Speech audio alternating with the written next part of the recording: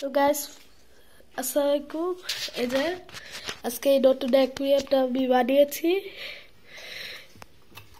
যেটার মধ্যে বর্তমান বলতে পারলে একটা জেব্রা, দুইটা জেব্রা রানিও আর একটা বেলুন বলি আছে।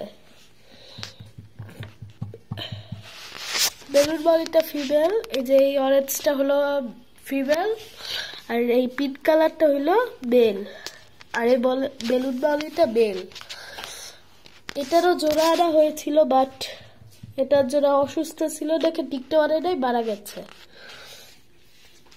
আর উপরে লুক এরকম, এটা একটা অ্যাকুয়ারিয়ামটা, যেটা বলতে পারলে মোটামুটি বলতে পারলে এটা যেটা একটা কুরবি ট্যাগ বেডে ছেলেদের সব মিলাই, বাট এটা বাচ্চাদের ট্যাগ হিসাবে বললে প্রেফার করা যায়।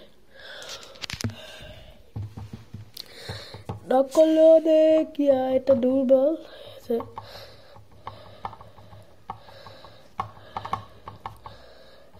পরের বার যদি এই মাছগুলো শীতে টিকে যায় তাহলে গরমকালের সময় দুইটা প্লাটি আনবো এখানে। আরেকটা ট্যাঙ্ক বানানোর কথা ভাবতেছি, যেটা জাস্ট চিংড়ি মাছ, মানে অ্যাকুয়ারিয়াম শিপ খুলে রাখা হইবে।